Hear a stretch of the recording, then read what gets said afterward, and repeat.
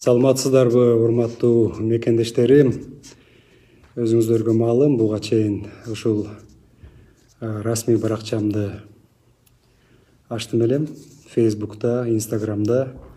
Эми Кудай буйрса, мезгил менен чыгып, сиздер менен ушул баракча аркылуу дагы пикир алмашып, сиздердин ой пикирлерди угуу максатында ачтым. Расмий түрдө айтып койсом, менин баракчам Facebook'ta жана Instagram'da Марипов Улукбек деген ат менен болот. Ушуну сиздерге баса белгилеп айтып коеюн. Урматтуу мекендештерим,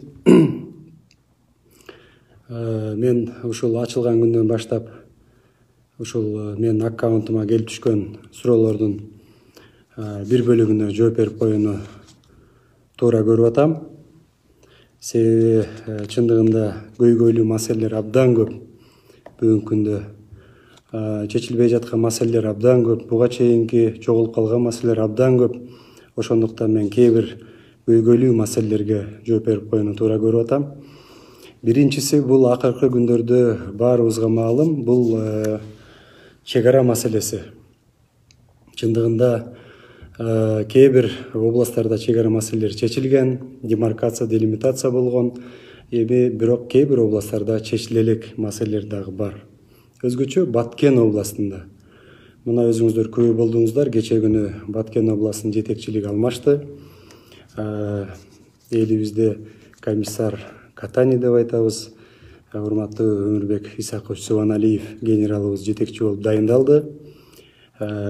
Өлкө башчыбыз Садыр Нуркожоевичтин тапшырмасы менен, өкмөттүн тапшырмасы менен, мен ойлоймун, жаңы ушу Баткен областынын жетекчилиги коюлган тапшырмаларды так, кечиктирбестен жакшы алып барат деген ойдобуз. Себеби өзүңүздөр билесиздер, чындыгында Баткен областында кошуна өлкөлөр менен орусча айтканда неописанный баягындай территорияларыбыз бар, чектеш аймактарда. Ошон үчүн Өмүрбек Исакович кече жумушуна киришери менен өзүнүн пландарын түзүп, ушу маселелерди жеринде чечүүгө өзүнүн салымын кошот. Эми Баткен областында чындыгында маселе абдан оор. Биз мына урматтуу президентибиз Садыр Нуркожоевич дагы баса белгилеп айтты, өкмөт тараптан дагы биз болгон күч аракетибизди жумшайбыз. Ошол жерде жашап жаткан жарандарыбызга жашоо турмушуна жардам бергенге, себеби өзүңүздөр билесиздер, чек арада жашаган биздин жарандардын ар бири мен баатыр деп эсептеймин. Ошол жерде чек араны мындай аскер катары ошол жерде жашаштын өзү эле бир баатырлык да. Ошон үчүн биз жарандарыбызга жардам берүү, инфраструктуралар, башка маселелерди аз карап атабыз. Мен ойлойм, ушу Баткен областына бир өзгөчө статус берүү жагы да каралып атат. Анткени маселе абдан көп. Ошон үчүн жаңы барган област жетекчилиги Өмүрбек Исакович дагы азыр бир топ сунуштарын даярдап атат. Биз бул боюнча да пикир алмаштык. Ушу жакынкы күндөрдө бул маселелерди биз чече баштайбыз. Андан сырткары, урматтуу мекендештерим, бүгүн эле мен бир жыйын өткөрдүм. Азык-түлүк баасы боюнча коомчулукта чындыгында ушул маселеде оорчулук байкалып атат. Анын баарын сезип, көрүп турабыз. Мен өзүм деле буга чейин базарларды кыдырып, элдин арасында ушул маселелер боюнча толук маалыматым бар.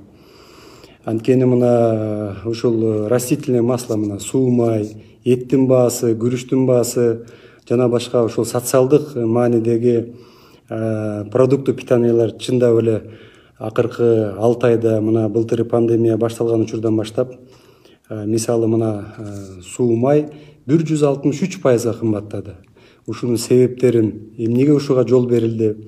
Чындыгында эле ушул маселе боюнча бир реалдуу кандай бир кадамдар жасалды? Же болбосо сыртта дагы импорт кымбаттап атабы, бизге келген товарлар? Ушулардын баарын анализдедик. Чечиминде мен бүгүн тапшырма бердим. Бир топ өкмөт мүчөлөрү катышты. Кандай кылганда биз элибизге азыр продукты, ушул питание, тамак, аш, азык-түлүккө болгон товарлардын бааларын төмөндөтүү жагы боюнча. Эң биринчиси эң чоң поставщиктер менен сүйлөшүп, Россия, Казакстан бизге келип аткан ушул импорт келип аткан социалдык маанидеги азык-түлүк продуктлары боюнча. Андан сырткары биз мына Бишкек шаарында, Ош шаарында деги эле бардык шаарларда, аймактарда өзүңүздөр билесиздер, ярмаркаларды уюштуруу, жарманке деп айтабыз. Бул мисалы үчүн мына Бишкек шаарында, мына Жал кичи районунда бир аз жүрүп аткан, ушуну жайылтуу. Бишкектин ар кайсы аймактарына, шаардын ар кайсы жерлеринде ушуну бир шарт түзүп берип, аны бир-эки эле жолу өткөрүп койбостон, биз аны туруктуу ушул ишемби күндөрү, жекшемби күндөрү элге бир удобный болгон жерлерди түзүп, түздөн түз поставка кылган соодагерлерди, өндүрүшчүлөргө ошого шарт түзүп берсек, мен ойлойм, баа бир аз болсо да түшөт. Андан сырткары биз Айыл чарба министрлигине азыр тапшырма койдук. Ушул растительный маслону эмнеге биз өзүбүз өндүрө албайбыз? Мисалы үчүн ошол эле жүгөрү, кукурузный масло мына жүгөрүдөн чыгат. Семичкенин майын, же болбосо сафлор. Биз 85% импорт менен алып атабыз. Ушул өсүмдүк майын. Ошону жок дегенде 50%-ын өзүбүздө өндүрсөк деген талапты койдум. Министрлик бул боюнча толук кандуу иш алып барат. Андан сырткары эт маселеси, башка маселелерди дагы, өндүрүшчүлөрдү дагы ойлоп, ошол эле мезгилде потребитель, мына биз керектөөчү, өзгөчө шаардыктар керектөөчү катары дагы ушул жактарын бир тактап чыгууну мен тапшырма бердим. Андан сырткары, урматтуу мекендештер, мына айыл чарбасын каржылоо боюнча кече жакында мен токтомго кол койгонмун. Жеңилдетилген кредиттер боюнча 6 миллиард сомго биз банктарга берип атабыз.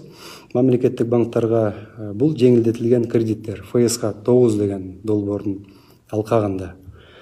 Андан сырткары, урматтуу мекендештер, акыркы убакта мына авиабилеттер боюнча абдан бир чоң көйгөйлүү маселе катары көтөрүлүп атат. Чындыгында биз мигранттарга таазим этишибиз керек. Анткени мамлекеттин өнүгүүсүнө, накталай акчанын инвестиция катары келүүсүнө биздин урматтуу, кадырлуу мигранттарыбыз өтө чоң салым кошуп келип атат.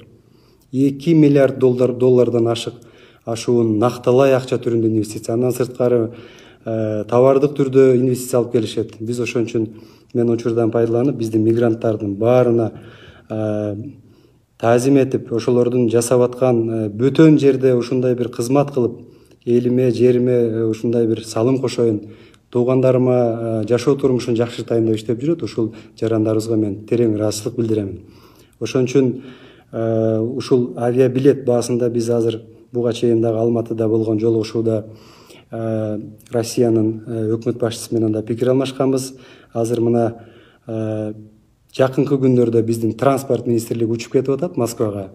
Ошол жакта өзүнүн коллегасы менен Москвада жолугуп, биздин президентибиздин жакында Россияга боло турган иш сапарында дагы ошол жерде кеңири талкуулоого бир шарт түзүлүп атат. Кудай буйрса, мен ойлойм, бул маселеде бир жакшы чечкиндүү кадамдар жасалат. Албетте биз Россиядагы эпидемиологиялык акыбалды дагы эске алышыбыз керек, урматтуу мекендештер. Бизде Кудайга шүгүр жакшырып баратат. Бирок ушул Россия өлкөсүндөгү эпидемиологиялык кырдаал, пока иш-чаралар биздегидей жеңилдей элек, ошо жагын дагы эске алышыбыз керек деп ойлоймун. Андан сырткары, буга чейин мына Алина Тентимишева аттуу биздин жараныбыз кайрылган. Билесиздер өзүңүздөр, ушул адвокаттарды тестирлөө жана лицензия берүү боюнча 2020-жылда ноябрда токтоп калган экен. Мен муну жеке көзөмөлүмө да алдым.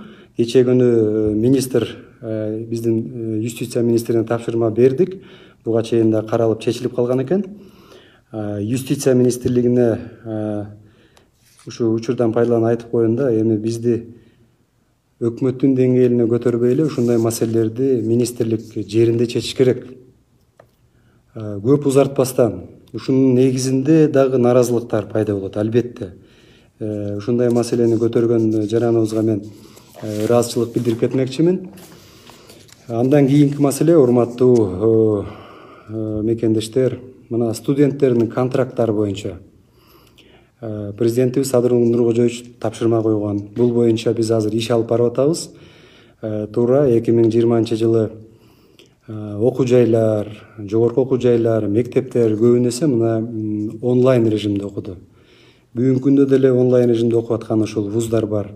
Ошого байланыштуу ушул студенттердин контрагына жеңилдик берүү жагы боюнча жогорку окуу жайлардын жетекчилиги карап чыгыптыр. Бирок болгону 1000 сомдой эле бир жеңилдик кылыптыр да, биз буга макул эмеспиз. Ошон үчүн буну биз кайра карап чыгып, бир башка жолдорун, механизмдерин карап атабыз. Бул боюнча бир жакынкы күндөрдө биз чечим алабыз, буюрса. Анан мен учурдан пайдаланып айтып кетейин деп атам. Өзгөчө ушу өкмөт мүчөлөрүнө, мамлекеттик кызматта иштеген жетекчилерге кайрылып кетейин деп атам да. Эмне үчүн бардык маселелер өкмөткө келип такалат? Себеби жер жеринде тийиштүү жетекчилер, региондордун жетекчилери, министрлер жана башка бул мамлекеттик ушул агентстволордун жетекчилери, фонддордун жетекчилери өз тармактарында ушул маселелерди өз убагында чечпегендиктен биздин жарандарыбыз ушул соцсет тармагы аркылуу, кагаз жүзүндө кайрылуу аркылуу бизге аргасыздан кайрылып атат.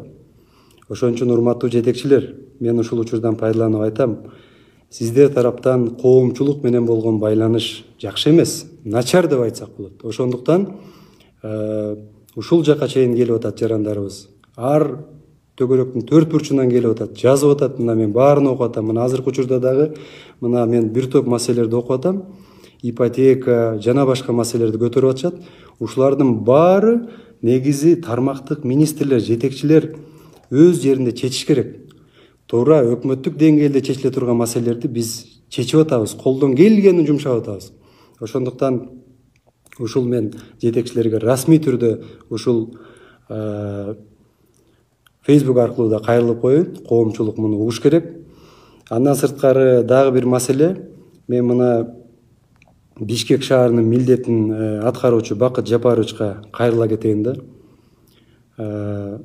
Сиздерге караштуу Бишкек Свет деген муниципалдык ишкана бар. Бул ишкананын жетекчилиги боюнча массалык маалымат каражаттарында акыркы 10 күндө 2 жолу маалымат чыкты. 2 жолу маалымат чыкты. Мен окудум өзүм, видеосун да көрдүм экинчисин. Биринчи маселе бул тендер маселеси. Өлкө жетекчилиги, өкмөт жетекчилиги, коомчулук тарабынан баарыбыз ушул коррупциялык көрүнүштөрдү, өзгөчө тендер маселелеринде эффективдүү колдонуу жагы боюнча маселе коюп атсак, бул жакта тескерисинче башкача жумуштар жүрүп атыптыр. Ошон үчүн бул маселени Бакыт Жапарович тез арада чечиш керек. Тез арада чечиш керек. Экинчиси, ушул жетекчилик боюнча мамлекеттик телеканалда мына көрсөтүлдү. Бул мындай учурлар калган бардык мамлекеттик муниципалдык кызматта иштеген кызматкерлерге, жетекчилердин аброюна шек келтирет. Тартип маселесин карашыбыз керек. Эгерде ушул мамлекеттик кызматкерлер, муниципалдык кызматкерлер баарыбыз өзүбүз адеп аклагыбыз, жүрүм турумубуз жакшы болбосо, анда биз кантип элди башкарабыз? Өзүбүз үлгү болушубуз керек. Жумуш учурундабы, башка жерлердеби, коомдук жайлардабы эл баарын карап билип турат. Ошон үчүн наразылыктар болуп атат. Ошон үчүн мен учурдан пайдаланып бардык ушул өкмөттүн структурасында иштеген, жер жеринде иштеген жетекчилерге кайрылам. Убакыт келди. Ар бирибиз өзүбүздөн баштайлы оңолууну. Ошондо мен ойлойм, биздин урматтуу жарандарыбыздан сөзсүз буга колдоо болот. Ошондо ишенич пайда болот бийликке болгон. Мен ушундай кайрылууну дагы туура көрүп атам. Ошон үчүн урматтуу мекендештерим, мына мен азыр бир топ суроолорду да окуп атамын. Сиздерден кечирим сурайм. Убакыт тар болуп атат. Азыр мына обед учурунда убакыт таап сиздер менен байланышууга туура келди. Эми Кудай буйрса ушундай маал менен чыгып, сиздердин жазган суроолор, сунуштардын баарына көңүл бурууга аракет кылабыз. Кийинки ушул түз эфирге чыкканга чейин баарыңыздар сак саламатта туруңуздар. Рахмат чоң.